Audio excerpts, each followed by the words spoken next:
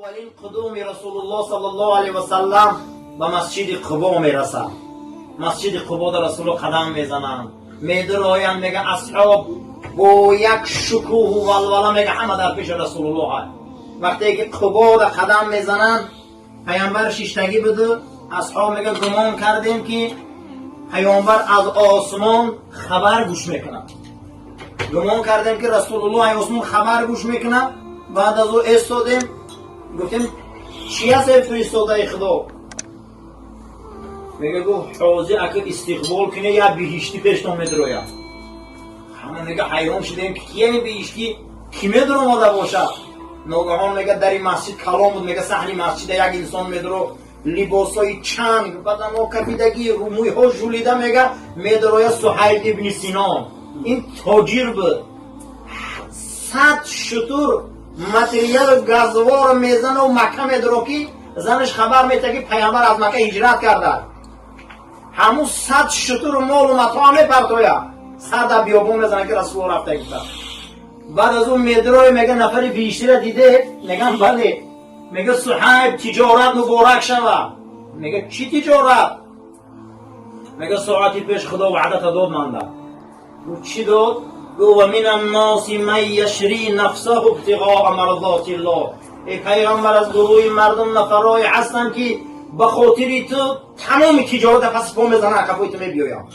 گو مبارک شود خدا به حد سوداگری تا تعریف کرد. چی سودا کردی؟ گو مال و متاع همش مکه در پرت کنم اومدم. گو بعد از این مردم در ما وعده میتونیم که بیشتر میدروی بیلشه. صحیب این صحابه در زمان خلافت حضرت عثمان در همین انطالیا امروزه خاک شد، در همین جنگ بین کاتولیکا. اگر یک مرتبه خدای کرد انطالیا روی خبرش میبینی صحیب، همون کسی که هر پیغمبر خدا گو مبارک چه وی تجارت خدا سودا تا تعریف کرد. تمام بزرگان مدینه شیشتن و مصلحت کردن که پیغمبر یک روز در بستانسرای ما میسته، اینش که در باغ من نیسته و اینش که در خونه من نیسته. کلانای مدینه همه صدا بلند میکنن که پیغمبر در خونه ما نیسته. همین حالت میگه مردی فقیر و ناداره که دو دختر داره و یک خانه داره و اندک کورپچه و یک خانه پدولدار داره، هیچ چیز نداره، این زبان درازی کردن نمیتونه که گوه که پیغمبر خانه من نیسته. این کیه؟ ابو ایوب انصاری. اینم در همون جشتگه کلان شونده ها میگن خانی من شطوری بریام، این و همه گفته این فقیره، ناداره، نمیدونه چی گوه. ناداری هم سنگه. بعد در اوی میکنه و بیرون میبرایه و کمتر میسته. بعد مدینه سلخینه، زیر خرمان میشنه و میگه ای پروردگار، همه مردم از دورندگی جز فخر داره. اینش میگه رسول در دسترخوان من، بستان سرای من، خانه من، دری من، لیکن من ندیدم امو پیغمبری طرف. همون نفرایی را که روی کرده من هموها را دیده ایمان آوردم. نمیشه که همین پیغمبر تا خودت خونی کمبغلی ما بیاری. رسول الله صلی الله علیه و سلم چه یک نعمت بزرگ در این زمین آمدن، چه یک شخصیت در این زمین آمدن، چه یک نعمت آمدن که امروز الحمدلله که برادر ما پیرواشه. از این نعمت بزرگ، از این سزاوارترین نعمت دیگر برای ما نمیشود. این شخصیت وقتی که در قرآن در 292 جاش کلمه آمده که ربک ربک ربک، من خدای تو، من از خدا بودن بطه. هر آینه پیامبر صلی الله علیه وسلم چیکار میکنن؟ خداوند ناز میکنه. موسی علیه السلام در تورات به بنی اسرائیل نصیحت کرد یهودی‌ها داشت. ای بنی اسرائیل، از بین کوههای تهامه، یعنی که از بین کوههای ابو قبیس مکه، برادر ما به دنیا میبیا و آخران پیغمبره، ریشه شرک ای زمین میکنه، عدالت جاری میکنه، همسایه‌داری را به شما میآموزانه. او پیغمبری هست که در دو قبله نماز میخونه، هم قبله یهود نماز میخونه، با مسجد قبلتین میشه و با قبله حضرت ابراهیم در نماز میخونه. این پیغمبری است که در این زمین میبیا تمام دنیا در حلقه دینی میدروید. نصیحت موسی علیه السلام، جوان مردی را شما از این نفر یاد میگیری. یعنی که جوانمردی و مردی را شما از رسول الله یاد میگیرید و حضرت موسی. حضرت عبدالرحمن ابن عوف روایت میکنه که غنیمت آمد، وادی های مدینه از تمام غنایم و از مال و گزوار دنیا پر میشد. همین خیلی پر شد، گفت که بین دو وادی پر بود. رسول الله صلی الله علیه و سلم آمدن، تمام بیوزن و یتیم و بیچاره ها میگه در تقسیم غنیمت آمدن، نماز شام میگه فرستاده خدا را ما دیدیم که دستاش شپونده و برآمده است. همه را میگه مردم در بخشیدم. همون روز میگه 100 شتر حضرت معاویه دادم. از رسول الله جوانمرد کسی را ما ندیدیم. حضرت خالد ابن ولید میگه که بنی تیمه، یعنی بنی تی فرزندان حاتم تای بودن، اسیر غلطیدن. میگه وقتی که آوردن اسیرشان، میگه رسول الله صلی الله علیه و سلم در در نشستگی بودن و پیامبرم خیلی نگاه کردن، گفتن صدای کیه در بیرون بلند نبرو؟ گفتن صدای یک زن و عصا داره در زیر زنجیر است. گفت که او زنجیر اوی کنه صدای شناس میتوه. گفتن چی با؟ گفتن برای اون که ای صدای او گو من فهمیدستم که اون نطفه کدام جوانمرده. بعد از او پرسیدن که کی؟ گو من دختر حاتم توی میشم. رسول الله گفتن که نطفه جوانمرده. گفتن سرت هدر این در تاریخ مرد و جوانمردترین مرد تاریخ گذشتگی است. تمام قبیله را به حرمت حاتم توی گو جواب ده برای وگوی رحمتی. حضرت انس ابن مالک میگه 10 سال خدمت جناب پیغمبر کردم، یگان اوقات و خوراک در خانه رسول الله سیر زیاد نمیستو، یا میخورد یا میبخشید یا برآورده کوچه مردم نمیداد.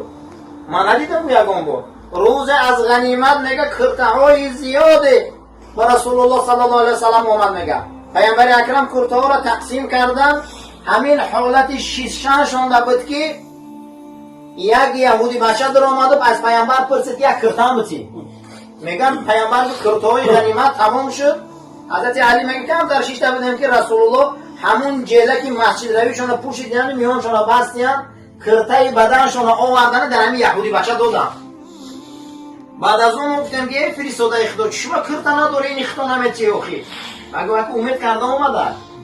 میگه همین اندک نبود که مادرش خدی میگه در آمدم. بعد از اون میگه زن یهودی فرستاده خدا را دیده، گفت که میدونی چی؟ ای پیغمبر، ما محتاج کرته نیستیم، ما محتاج متریال دنیا نیستیم، ما در موسی.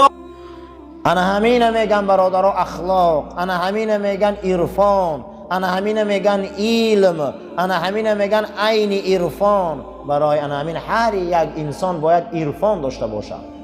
عرفان چیست؟ شناخت. معنی عرفان چی بده؟ شناخت. هر انسان باید عرفان داشته باشه. انا همین میگفتن عرفان، شناخت. گاهی میگن که اهل عرفان یا عرفان چیه یا علم چیه. عرفان ایره نقض دانه برادر، ایره میگن شناخت. گاهی میشوه که انسان یک قطره را میشناسه، گاهی میشوه انسان یک بحر میدانه. آدم هم در شناخت خدا همه خیلن. گاهی میشوه که یک قطره میدانن، گاهی میشوه یک بحر میدانن، گاهی میشوه 2 قطره میدانن، گاهی میشوه که اقیانوس میدانن. این وابستگی به تلاش هر یک انسان است. همین قدر شما و ما تلاش کنیم عرفان و شناختمان به قوت باشه، خدا همون قدر ما ده عطا میکنه. هر انسان وابستگی از تلاش خود شد. این تسلیم و توکل و تفویض و رضایت ما صحبت کردیم، اینا میگن برادرها شناخت. حتی در زمان یونان قدیم هم عالماش اینا نوز میگفتین شناخت. همین نوع شناخت علمی هم در همون عابد است. اینا نقض دانیم که هر انسان وقتی که اگر علم گپ بزنه، علم آزمایش دوست می‌داره، علم دیدن دوست می‌داره، اختراع را دوست می‌داره، اما عرفان این یک بینیش است. باید ما یک بینیش داشته باشیم در اخلاق ما. اخلاق ما یک بینیش داشته باشیم. همه علم نویگری داره، همه علم آسته آسته درونش عوض شد، مگر علم ادبیات عوض نمی‌شود. ما اگر 100 بالا میریم پایان میریم، ما را از روی تاریخ ادبیات ما میشناسن که ما چخیلی قوم و ملتیم. بزرگا گفتیان که ادبیات اسلامی دوام عمر رسول اکرم ای، دوام عمر جناب پیغمبر ای، دوام عمر رسول الله صلی الله علیه و سلم ای که اینها انا همون علم، انا همون قرآن، انا همون سنت به این رشته ها آوردن تا ای که ما صاحب عرفان و شناخت شویم. اینا میگن علم، اینا میگن شناخت، اینا میگن عرفان، اینا میگن مقصد هر یک انسان باید شناخت. گاهی میشوه که انسان خودش میشناسه، گاهی میشوه که انسان خدا را میشناسه. گفتی فخر رازی گفت است که شما اگر دو انسان باید تیزتر مسلمان شود، تیزتر به خدا بیاید. گفتیان کیا هن حضرت؟ گفته یکم کالبد شکافا، خیرورگا. برای آن که خیرورگا آدم میکشاین با آدم سر و کار دارن، نگاه میکنن که آدم چی گونه عضواش جا به جا ای. همین خیلی عضوا جا به جا ای که معلومه که این به یگان آفرنده محتاج داره که آدم جا به جا کرده است. یکم گفته باید اهل عرفان و اهل شناخت و به خدا نزدیک خیرورگا شوند، برای که اونها میبینن بدن انسانه، اونها میبینن این پوسته، اونها میبینن این گوشته، اونها میبینن این عصبه، اینا میبینن استخوانه. هر یک این شناخت دارد. اینا تیزتر باید اولیای خدا شوند. وقتی درون انسان هوی میکنی میبینی او ارگان و یک دنیای عجایب میبینی. اگر من از پرسم که همین آدم میشناسی میگه نامش میدونه، اما خیرورگا آدم دیگه خیلی میشناسن، برای که باید درونی آدم دیدن، رگ و پیوند دیدن. انا همین ده باید ما تسلیم شویم به خدای بزرگ. یکم باید خیرورگا گفته تیزتر بیایم به سوی علم عرفان و اولیاگی. دویم گفته است تاریخ شناسا. تاریخ شناسا اول گفتن باید خشان شناسن. یک مراتبه خود فکر کن از یک قطره آبی اینقدر خدا صنعت داده، اینقدر خدا بزرگی داده. ایره شناخت میگن، ایره مقصد دیگه یک بینیش میگن. علم دیگر چیه؟ علم امروز انسان آباد کرده، ای کدام سیستمی باشه لابراتوری ها را بینه، این برای آدم همه ای چه برای آدم های. اما شناخت بینه که خدا را بینه که یک مخلوق آفریده، تمام علم برای همینه. آشخانه هم برای همینه، جایی مقصد دیگه ورزشگاه هم برای همینه، تئاتر هم برای همینه، مسجد هم برای همینه، بازار هم برای همینه. یک بار فکر کنه بینیشه که از یک قطره آبی که همه چی برای همینه.